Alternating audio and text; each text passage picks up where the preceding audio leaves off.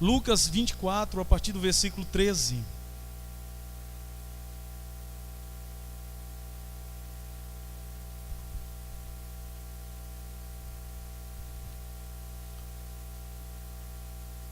Os irmãos acharam, amém? Quem não encontrou, diga misericórdia. Então, me parece que os irmãos já localizaram o texto. Mateus 24, 13 nos diz o seguinte: e eis que, no mesmo dia, iam 2 deles para uma aldeia que distava de Jerusalém 60 estádios, cujo nome era Emaús. E iam falando entre si de tudo aquilo que havia sucedido. E aconteceu que, indo eles falando entre si e fazendo perguntas um ao outro, o mesmo Jesus se aproximou e ia com eles. Mas os olhos deles estavam como que fechados, para que não o conhecessem. E ele lhes disse: que palavras são estas que, caminhando, trocai entre vós? E por que estáis tristes? Eu queria que os irmãos curvassem a cabeça e fizéssemos uma oração a Deus. Ó Senhor, és Tu quem alegras o nosso coração, porque o mesmo já foi alcançado pelo poder da graça do Evangelho de Deus, por meio de Jesus, o nosso Senhor, e aplicado a nós através do Santo Espírito do Senhor Deus. Te louvamos, Senhor, porque o Senhor é aquele que derrama uma porção de alegria em nossos corações. És Tu que caminha conosco o dia todo, todos os dias sem parar. Ó Deus, que nesta noite, Pai, abra o nosso coração, leva-nos, Senhor, cativo ao trono da graça do nosso Senhor Jesus Cristo, para que tão somente, Pai, possamos atentar à Tua voz. Venha falar conosco, esconde-nos atrás da cruz de Cristo. Ó Deus, Tu sabes que de nós mesmos não temos absolutamente nada para oferecer aos Teus filhos, mas a Tua palavra é viva e eficaz. A Tua palavra, ela nos atrai, ela nos cativa, ela nos prende, ela nos transforma, ela nos exorta, ela nos muda. A Tua palavra é viva, Senhor. Ó Deus, fala-nos, Pai, conforme Te aprouver, para louvor da Tua glória, em nome de Jesus. Amém. Os irmãos podem sentar-se. Eu não sei se os irmãos já tiveram a experiência de fazer uma viagem sozinhos. Em alguns momentos que eu precisei ir ao meu interior, ao interior da minha terra, não é onde os meus pais moram, sozinho, por razões de força maior, a família não pôde me acompanhar na ocasião. Eu acabei não demorando muitos dias, porque bate uma saudade. A gente sente falta do ser amado. A gente sente falta, não é, da companhia, não é, de pessoas especiais que Deus põe em nossa vida. Fazer uma viagem, por mais atrativa que seja, sozinho, não é algo muito bom, proveitoso. Quando você pode fazer em família uma excursão com amigos, não é? Intensifica essa alegria, esse prazer em viajarmos acompanhado com alguém. E a gente vai encontrar no texto exatamente a expressão de que 2 discípulos de Cristo, um deles é identificado pelo seu respectivo nome, Cleopas ou Cleopas. Ele ia juntamente com o seu companheiro Eusébio de Cesareia. Ele vai dizer que este companheiro de Cleopas foi Simão, né, o seu filho. Mas nós não temos como precisar essa informação, averiguá-la. A questão é que eram 2 discípulos do Senhor que estavam caminhando com direção à sua terra natal, à sua casa. Eles tinham saído de Jerusalém, estavam indo exatamente para a aldeia de Emaús, conforme o texto vai nos dizer que ficava a 60 estádios, que equivale aproximadamente a 12 quilômetros. E o interessante é que o teor da conversa desses homens. E quando a gente começa a imaginar essa situação, eu queria que nós pudéssemos pensar que é imprescindível ao cristão estar com Jesus no caminho. Diga para o irmão que está ao seu lado: caminhe com Jesus. Porque uma coisa que nós aprendemos é que Jesus, Ele não deixa o seu discípulo caminhar sozinho.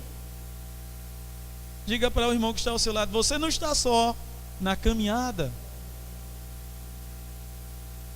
Sabe, amados, eu estava pensando, eu estava lendo um relato de uma família onde ocorreu um desastre.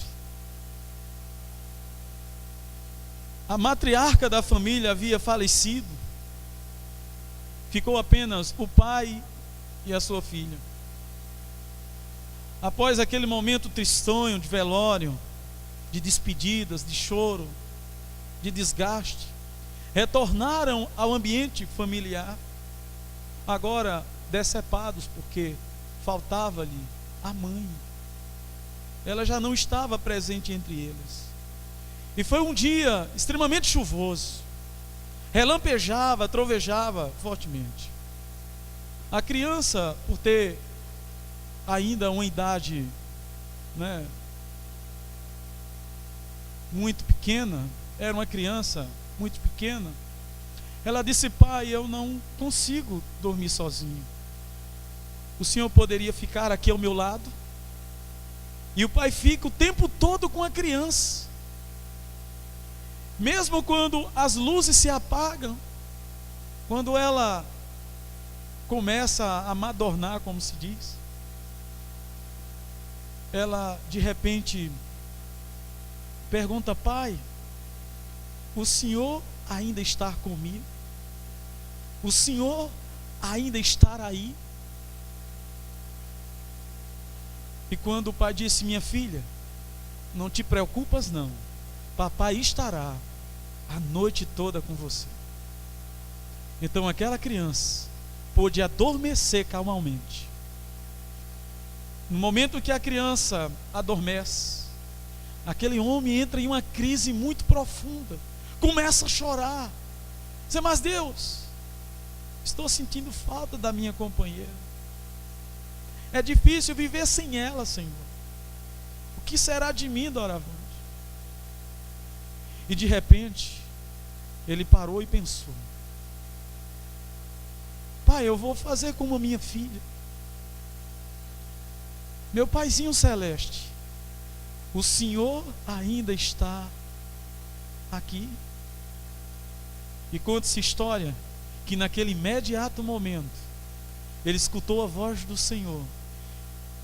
No livro do profeta Isaías 41:10: não temas, porque eu sou contigo. Não te assombres, porque eu sou o teu Deus. Eu te ajudo, eu te fortaleço, e eu te sustento com a minha destra fiel. O teu Senhor, Ele está contigo pelo caminho, mesmo que a impressão que você tenha é que você está palmilhando as estradas empoeiradas da vida sozinho. Este ainda tinha o seu companheiro, que podia desabafar, podia reprisar um pouco os últimos acontecimentos. Afinal, da sexta ao domingo, era um dia como este, era um domingo, ele dizia: é o terceiro dia. Muitas coisas vieram, aconteceram, mudaram nesse período. E quando eles imaginavam que estivesse sozinho, de repente junta-se a ele um estranho. Eles pelo menos não conseguiram reconhecer quem se tratava. E começa a caminhar com eles, escutando um pouco da história do lamento daqueles homens. Mas acontece, queridos, é que a gente aprende que Jesus sempre vai estar ali, com você, lado a lado. Mesmo que você não perceba, Ele está caminhando com você. Todo mundo conhece a história, pegadas na areia. Não é verdade?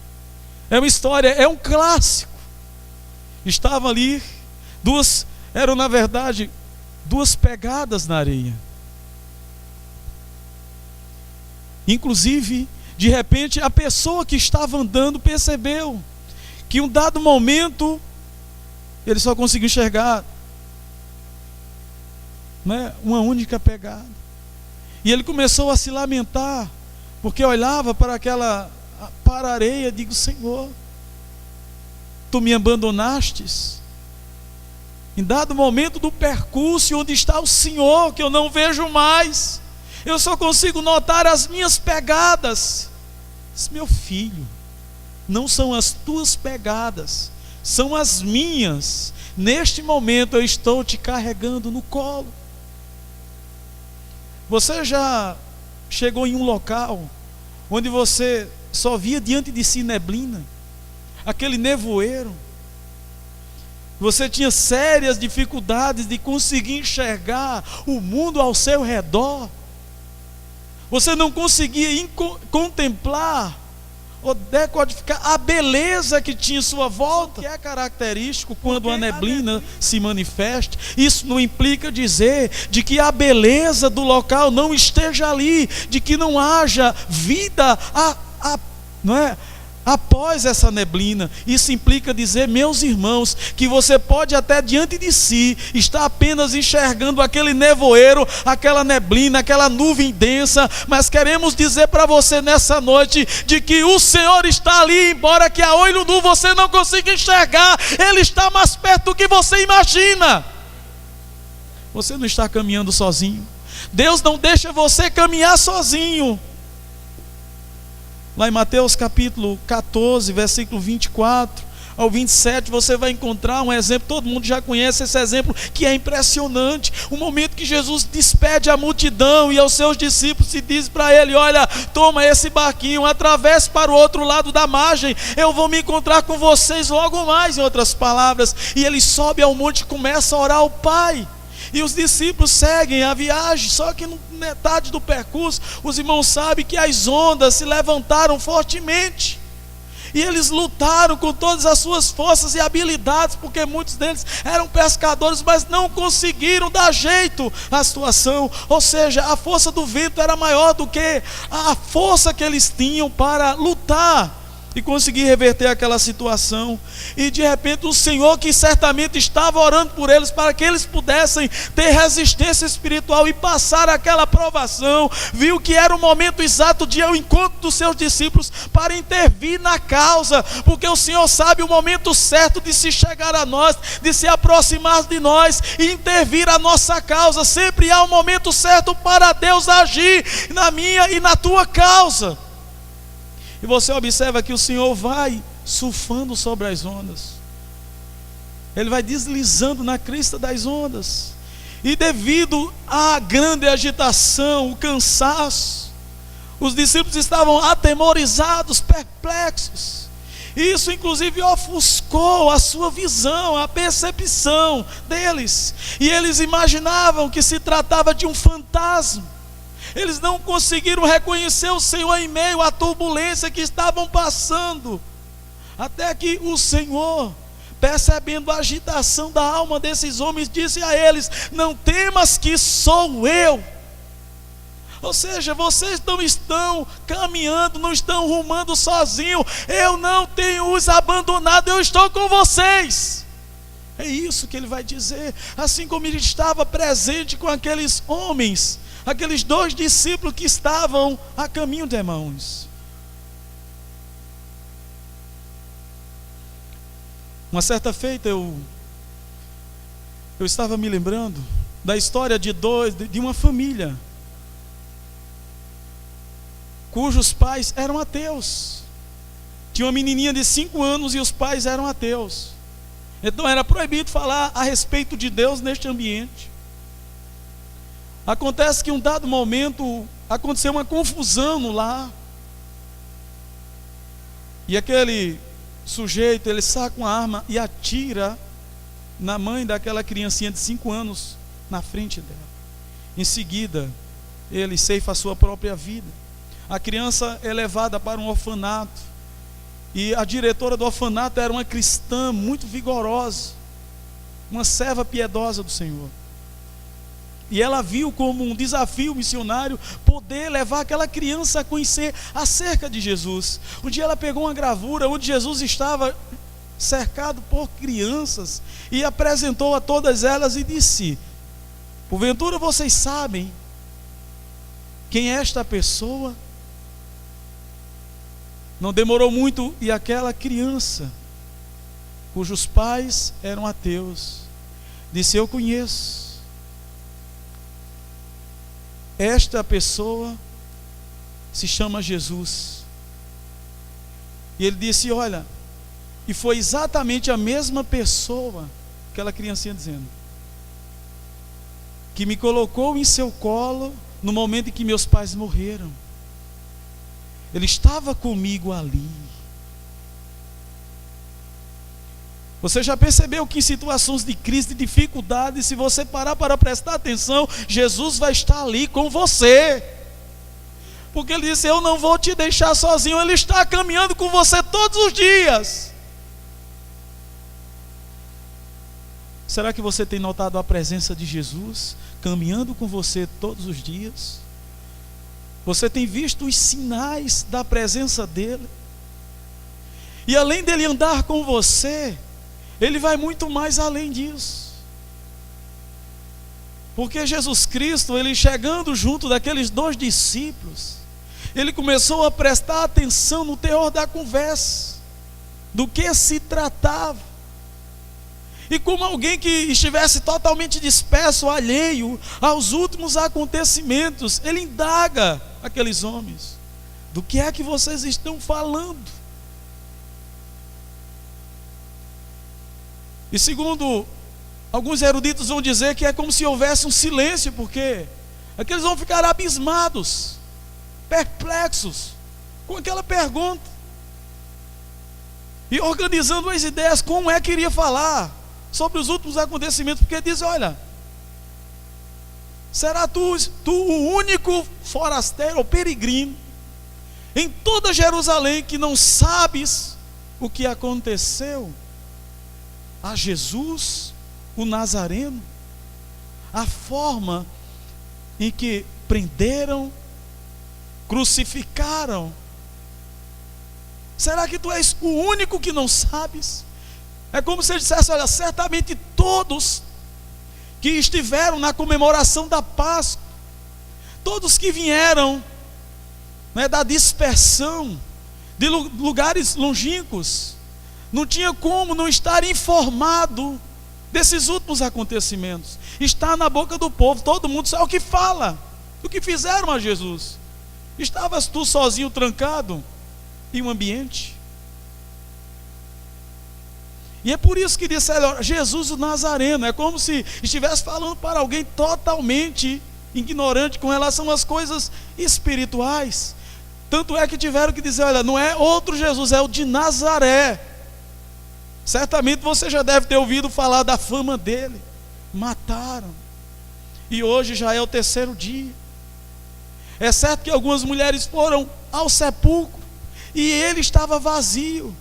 E elas disseram que tiveram encontro com anjos, que disseram que ele não estava ali, já tinha ressuscitado. E alguns dos outros discípulos foram até lá e averiguaram que de fato estavam vazios, só ficaram lá os lençóis. Mas há um detalhe: ninguém o viu.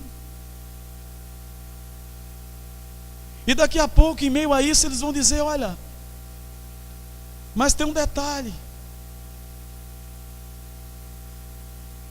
Nós pensávamos que ele seria o grande remidor de Israel, aquele que iria restaurar o Messias prometido, porque ele foi um homem poderoso em palavras e em obras.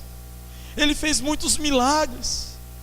Ele fez muitas coisas, mas agora a esperança da gente, a nossa perspectiva, os nossos sonhos, eles se esvaíram, foram sepultados com Ele. Não há mais esperança para nós. Se em algum momento a gente olha para o testemunho das mulheres, quer vir um fio de esperança, mas quem sabe, devido ao grande desejo, a mente dela criou essa história, porque sequer ninguém chegou a vê-lo. É como se ele dissesse: eu não sei mais o que pensar, se ele está vivo ou se ele continua morto. E o Senhor começa a expor a eles o Evangelho, a palavra do Senhor, o que diz a Bíblia sobre o Messias, desde o Antigo Testamento até aqueles dias atuais, ele aplicando a pessoa. E por mais que Cristo falasse, o coração deles ardessem, mas eles estavam impossibilitados de conseguir identificar quem é que estava falando com eles.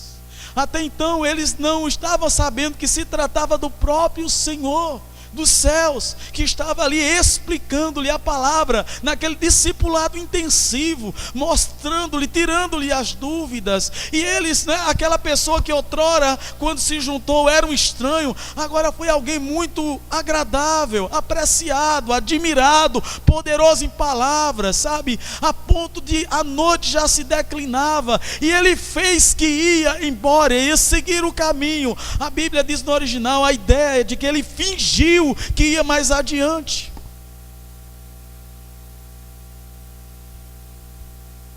Sabe, amados, a Bíblia diz em 1 Pedro 5,7: os irmãos sabem, lançando sobre ele toda a vossa ansiedade, porque eram grandes questionamentos que aqueles homens eles levantaram naquele momento. Eu não sei o que é que tem passado na sua mente ultimamente, diante de alguns acontecimentos que fugiram do seu controle, que você imaginava uma coisa e surgiu outra completamente diferente. Não é que para você foi a interrupção dos sonhos, dos ideais, aí você começa a entrar em uma crise existencial, em uma certa depressão dentro de você, e você começa a questionar coisas e valores que outrora isso não era comum à sua vida, mas agora, sabe, a palavra do Senhor diz para você: lance diante dele toda a vossa ansiedade. O Senhor, ele tem cuidado de você. É isso que a Bíblia diz. O Senhor demonstra interesse em seus questionamentos, em suas crises existenciais, em suas lutas. O Senhor, ele perguntou, não é porque ele não soubesse do que aqueles discípulos estavam falando, mas foi uma maneira, não é, do Senhor deixá-los expressar, se derramar, abrir o coração diante dele.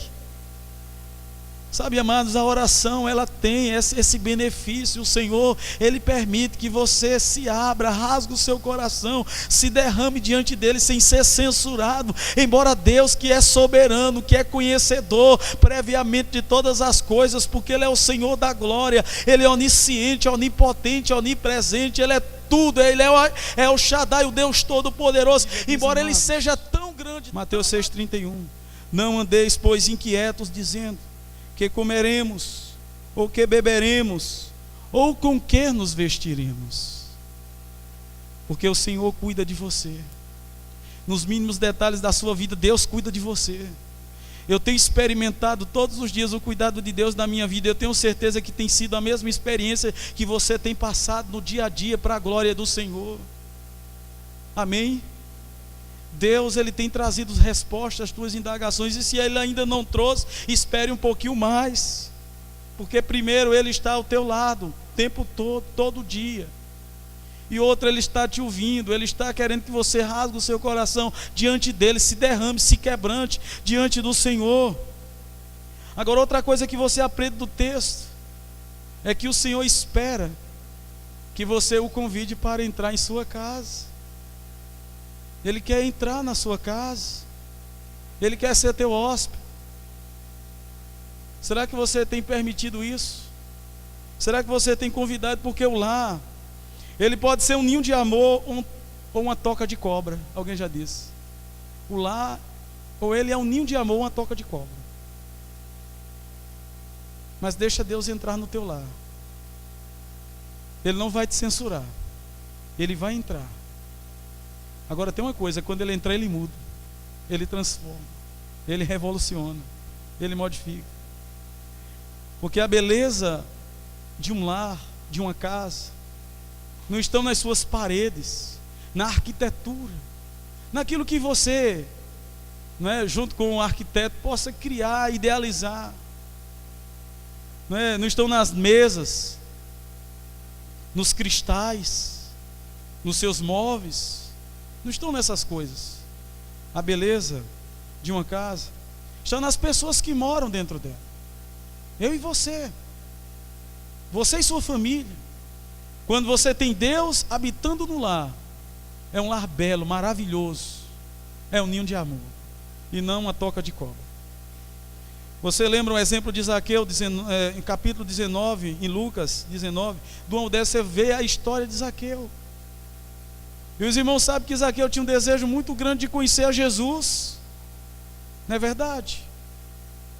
E ele, por ser um homem de baixa estatura, ele subiu numa figueira brava, esperando que Jesus viesse passar pelo caminho. Mas ele tinha noção de que não tinha outra saída, Jesus ia passar por ali mesmo. É como lá na cidade do interior, onde eu moro, só tem uma rua principal. Se Jesus fosse entrar nela, tinha que passar por lá mesmo. Aí a gente tinha que subir num poste daquele, esperando ele passar. Zaqueu fez isso, subiu numa figueira brava, esperando Jesus passar. Quando ele passou, ele foi surpreendido quando o Senhor disse: Zaqueu, desce depressa, hoje convém repousar em tua casa. E Zaqueu desceu e recebeu o gostoso Filho de Deus, e ele se retratou do seu caminho errante, e prometeu restituir 4 vezes mais todos aqueles que ele havia defraudado ao longo da vida. Quem tivesse sentido lesado por algum ato danoso da parte dele, disse: olha, eu quero resolver essa situação com você. Acontece que ele recebeu Jesus em sua casa. Muitas outras pessoas dos evangelhos narram que receberam Jesus e quanto foram abençoados com a presença de Jesus no lar. É o grande diferencial, meus irmãos. Não deixe Jesus do lado de fora da sua casa. Tem pessoas que se incomodam com a presença de Jesus. Você sabe aquele detalhe? Quando Jesus entra no seu lar, ele santifica, ele abençoa, ele multiplica. As coisas que estiverem fora de ordem, ele põe no seu devido lugar. Convide Jesus para ser hóspede eterno do seu lar. Diga: Senhor, não se aparte do meu lar, não saia dentro dele. A minha família, eu não posso viver sem o Senhor dentro do meu lar. Você tem dito isso para Deus? Há muitos tempos atrás, um pastor assumiu o pastorado de uma igreja em Londres. E ele resolveu então fazer uma visita a todas as famílias da igreja. E ele costumava fazer uma pergunta em todos os lares que ele entrava: Jesus mora nessa casa? Jesus mora nesta casa? Eu um dia fui visitar um lar de uma família, e ao entrar como costumeiro, perguntou: Jesus mora nessa casa? De repente aquela mulher gelou, porque o senhor, o dono, o chefe da família, havia saído para resolver algumas coisas. Quando o pastor fez a pergunta, ela parou. Jesus mora nessa casa. Depois o marido chegou e ela disse: olha, o pastor esteve aqui e me fez uma pergunta e eu não soube responder. Como? Qual foi a pergunta? Se Jesus mora nessa casa. Ah, mas essa aí é fácil. É lógico que ele mora. Olha, nós somos membros da igreja. Nós somos professores da escola bíblica dominical. Nós temos responsabilidade na casa do Senhor. É lógico que ele mora nessa casa. Não, mas a pergunta dele foi muito profunda.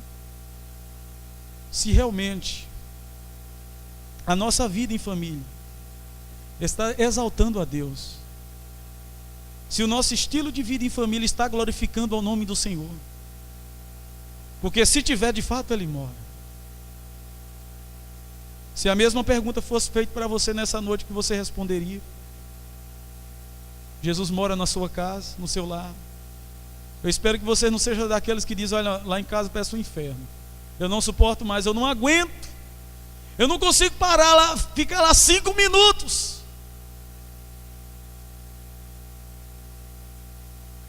ou se você é daquele que, devido à sua vida tumultuada, agitada, e você nos seus afazeres do cotidiano, mas você sempre nutre aquela esperança, aquela alegria, aquela motivação: Senhor, no fim do expediente, eu vou poder voltar para o meu lar, um lar onde habita a presença de Jesus.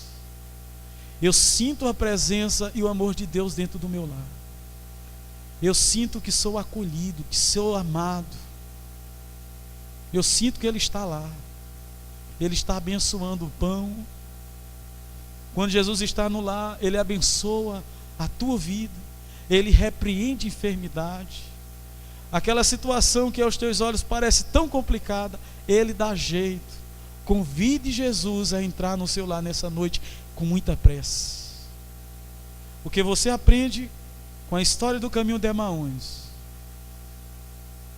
que no percurso da sua caminhada, Ele jamais te deixará sozinho. Porque Ele sabe que você não tem força suficiente para concluir a jornada.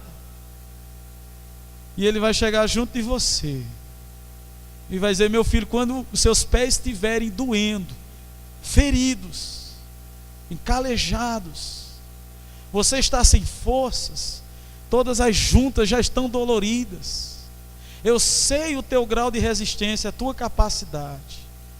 Eu sei que agora em diante eu vou precisar te levar nos braços. Sinta Jesus te levando nos braços todos os dias.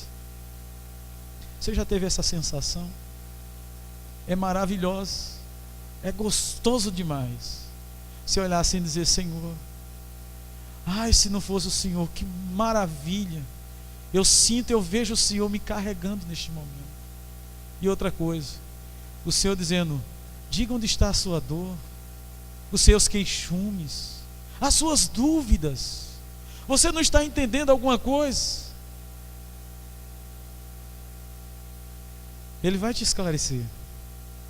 E você depois vai entender: será que você não percebeu o seu coração ardendo quando Ele estava falando? Eu não estava conseguindo, havia uma neblina perante os meus olhos, mas agora os meus olhos te vê, Senhor. Eu agora consigo enxergar o Senhor na jornada comigo. Eu consigo te ver, porque o Senhor é morador permanente do meu lar. O Senhor está lá, o Senhor está comigo aqui. O Senhor quer estar participando da tua vida intensamente.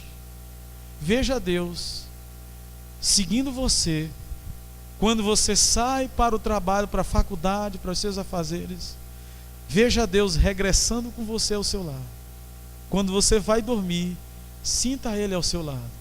Pode ter trovões, relâmpagos, o que for, mas Ele sempre vai estar ali. Não tenha medo, não temas, porque Ele está contigo. Eu queria que você se colocasse de pé nesse instante. Jesus, Ele está vivo, queridos, e Ele está aqui com você agora. Você tem ciência disso? Jesus está com você.